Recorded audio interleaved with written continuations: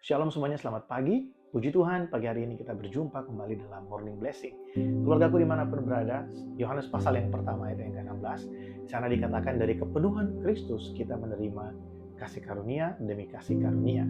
Nah, di sini kita melihat bahwa kasih karunia Allah diberikan kepada kita itu secara berkesinambungan. Mungkin hari ini kita sudah mengalami kasih karunia Allah di dalam perkataan kita. Kita dulu mungkin suka ngomong yang kasar, sangat mudah untuk menjelekkan orang lain, mudah untuk berkata-kata yang buruk tentang orang lain. Tapi ketika Allah berkarya, kasih karunia-Nya memenuhi kehidupan kita, ya, di mulut kita, Allah mengajar kita untuk memakai mulut kita dengan benar, mengucapkan berkat bagi orang lain, dan tidak mengeluarkan kalimat-kalimat atau kata-kata yang tidak baik terhadap orang lain. Berkata jujur terhadap sesama dengan orang-orang yang ada di sekeliling kita. Kasih karunia juga mungkin sudah bekerja di dalam emosi kita, temperamen kita. Kita dulu mungkin orang yang suka gampang sekali marah, lebih cepat dendam daripada mengampuni. Tapi ketika kasih karunia Allah berkarya di dalam temperamen kita, dalam perasaan kita, di hati kita, apa yang terjadi? Kita menjadi orang yang lebih mudah mengasihi dan bisa melihat orang lain yang lemah. Kita juga bisa melihat suatu hari nanti kita juga mungkin bisa melakukan atau mengalami kelemahan yang sama, kesalahan yang sama dengan orang lain. Jadi apa kasih karunia itu? Kasih karunia itu adalah kesabaran Allah yang diberikan bagi kita supaya kita bisa terus mengalami perubahan menjadi semakin serupa dengan Dia. Itu kasih karunia Allah.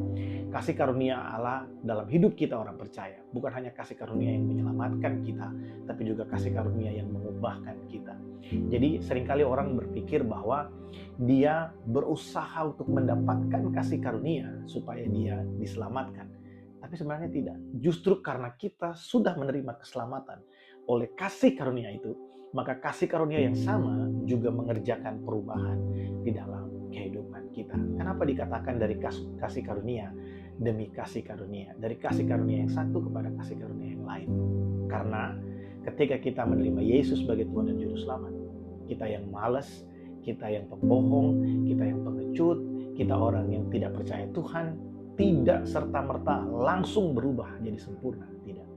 Tapi kasih karunia Allah berkarya dari satu bagian ke bagian yang lain, dari satu hal kepada hal yang lain, mengubah hidup kita sampai kita menjadi serupa dan segambar dengan Tuhan kita Yesus Kristus. Biarlah perenungan kita hari ini menjadi kekuatan dan berkat bagi setiap kita dimanapun berada. Mari kita berdoa. Tuhan, terima kasih untuk hari ini. Kami sungguh bersyukur di hari Rabu ini kami boleh merenungkan firman-Mu di pagi hari. Berkati anak-anak-Mu Tuhan dimanapun berada hari ini. Mungkin hari ini kami merasa kami kering, kami tidak tidak mengalami sesuatu yang berbeda dalam hidup kami. Tapi biarlah melalui perenungan pagi hari ini, Roh Kudus mengingatkan kami, membuka hati dan pikiran kami, mencerlikkan mata rohani kami, supaya kami melihat bahwa Engkau mencurahkan kasih karunia-Mu dalam hidup kami, supaya kami bisa melihat ada hal-hal yang berubah di dalam hati kami. Kami yang dulu mungkin pemarah, kami yang dulu mungkin malas, kami yang dulu mungkin orang yang suka menang sendiri. Tapi sekarang kami bisa menyadari bahwa seiring berjalannya waktu, kasih karunia-Mu berlimpah dalam hidup kami. Dari satu bagian kepada bagian yang lain. Dan hari ini kami semakin serupa dengan Engkau. Kami tahu kami masih perlu banyak diubahkan oleh kasih karunia-Mu. Dan kami bersyukur karena di dalam Engkau, kasih karunia-Mu demi kasih karunia akan terus tercurah dalam hidup kami. Terima kasih Tuhan, berkat-Mu bagi setiap kami. Dalam nama Tuhan Yesus Kristus kami berdoa. Amin. Selamat beraktivitas bagi kita semua. Tuhan Yesus memberkati. Shalom.